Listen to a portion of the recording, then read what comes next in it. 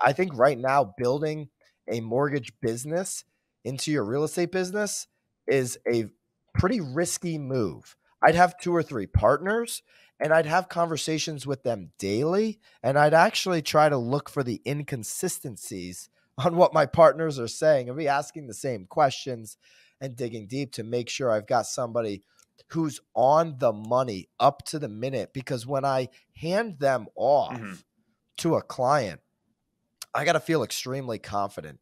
And I want to have conversations, the 3 of us together on a FaceTime audio. I want to have conversations personally every single day with the lender. The conversations not only with your database need to go up as the knowledge broker in 23, the conversations with your lender partners and everybody else supporting the process need to be daily. You need to jack them up. This ain't 2021. Yes. Tom. And so let me give I got a piece of advice for anyone that's running any kind of sales organization with more than one person. So just not you. And I also got today's quote because I'm on the East Coast. You're not right now. So we're seeing 5.75, Byron, on a 30-year fix with good credit and no points. So that's what my lender's quoting me as of this morning. And the weak bond opening probably isn't going to move that. All that in mind, what we've been doing, we have our lenders posting their rate sheets daily in our personal Slack channel for our team.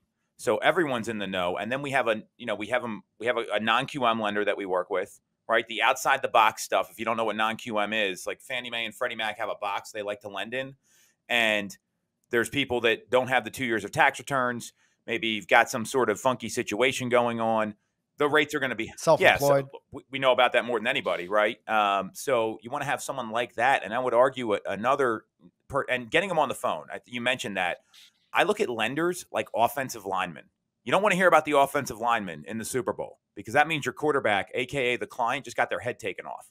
So the offensive linemen are the unsung heroes, but vendors should be like that. You don't want to hear about problems with them. So I could not agree with you more. Communication's key. And like I literally shot this text to him right now, and I got a response back in a minute of the rates we're seeing. That should be the expectation in today's market for any real estate agent. We're just 13 minutes in, and Tom had to make a Super Bowl reference, of course, because the Eagles. I would have made that reference anyway, Bowl, because that is. Yeah, I know you would have the Eagles. You would have gotten it in. That is what you want from your vendors. It's never good hearing about the title company. Yeah. It's never good hearing about the insurance company because it means something got screwed up. Yeah, and to be that knowledgeable broker in your market right now, I want to know up to the minute what is on their mind. What are they experiencing? What are they seeing? How's that going to impact us locally? I want to be able to actually educate my clients up front before they even have that conversation. I want them to be able to know expectations before that conversation because I'm having those daily. I'm not just like having the conversation with the lender when I'm sending them over a deal, right? That is an agent who is mailing it in. That worked in 21. It worked in Q1 of 22. It doesn't work right now. Yep.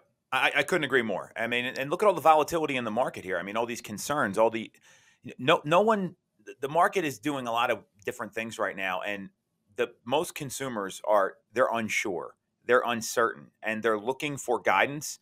They're not just looking for quick access to the home and submitting the offer as fast as possible, or someone that can just deliver 50 people in a weekend. They want someone who can navigate all this uncertainty. So you hit it right on there.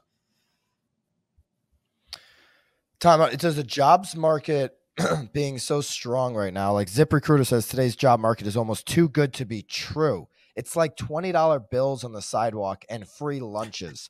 Falling inflation paired with falling unemployment is the stuff of economics fiction. So this is a chief economist from ZipRecruiter saying, hey, are we entering a job market bubble here? Anytime things are, all-time lows, like we see unemployment at an all-time low since 1969, that bubble word is going to start to bubble up. They're not using the bubble word right now, but I think you'll probably start hearing that over the next month as it relates to jobs.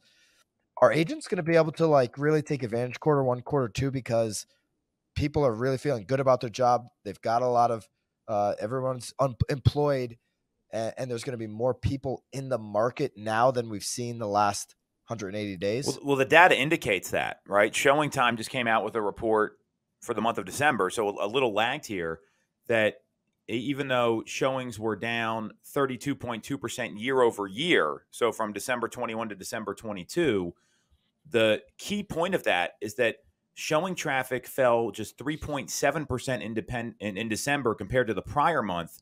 And it's above the seasonal pre-pandemic levels because we know, especially in the Wow. Northeast, right? December, everyone's drinking their eggnog, holiday parties, all that nonsense. It's cold in January. You might get some snow that delays people getting their homes on the market, but we're not seeing that right now. We're seeing that it's above 2019 numbers. And 2019 was a great year for people to buy and sell real estate.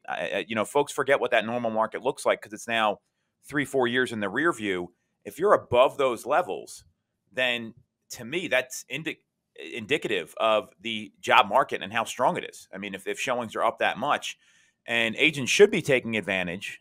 I would hope they are.